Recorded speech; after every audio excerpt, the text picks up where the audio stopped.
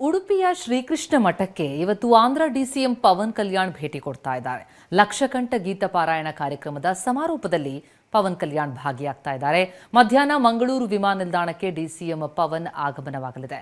ಮಧ್ಯಾಹ್ನ 3:30ಕ್ಕೆ ಉಡುಪಿ ಪ್ರವಾಸಿ ಮಂದಿರಕ್ಕೆ ಪವನ್ ಕಲ್ಯಾಣ್ ಭೇಟಿ ಕೊಡ್ತಾ ಇದ್ದು ಸಂಜೆ 4 ಗಂಟೆಗೆ ಶ್ರೀಕೃಷ್ಣ ದರ್ಶನವನ್ನು ಪಡೆದಿದ್ದಾರೆ. ಬಳಿಕ ರಾಜಾಂಗಣದಲ್ಲಿ ಸಮಾರೋಪ ಸಮಾರಂಭದಲ್ಲಿ ಪವನ್ ಕಲ್ಯಾಣ್ ಪಾಲ್ಗೊಳ್ಳಲಿದ್ದಾರೆ. ಸಂಜೆ 4 ಗಂಟೆಗೆ ಶ್ರೀಕೃಷ್ಣನ ದರ್ಶನವನ್ನು ಪಡಿತಾರೆ ಪವನ್ ಕಲ್ಯಾಣ್. ಆಂಧ್ರ ಡಿಸಿಎಂ ಪವನ್ ಕಲ್ಯಾಣ್ ಶ್ರೀಕೃಷ್ಣ ಮಠಕ್ಕೆ ಇವತ್ತು ಭೇಟಿ ಕೊಡ್ತಾ ಇದ್ದು ಲಕ್ಷಕಂಠ ಗೀತ ಪಾರಾಯಣ ಕಾರ್ಯಕ್ರಮದ ಸಮಾರೋಪದಲ್ಲಿ ಭಾಗವಹಿಸ್ತಾರೆ. ಶ್ರೀಕೃಷ್ಣ ಮಠಕ್ಕೆ ಭೇಟಿ ಕೊಡ್ತಾ ಇದ್ದಾರೆ.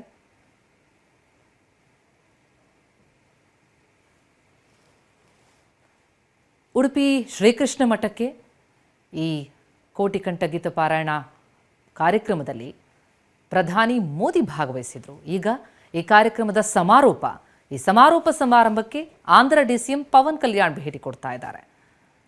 ಇವತ್ತು ಮಧ್ಯಾಹ್ನ ಭೇಟಿ ಕೊಡ್ತಾ ಇದ್ದು ಸಂಜೆ 4 ಗಂಟೆ ಹೊತ್ತಿಗೆ ಶ್ರೀಕೃಷ್ಣ ಮಠಕ್ಕೆ ಭೇಟಿ ನೀಡಲಿದ್ದಾರೆ.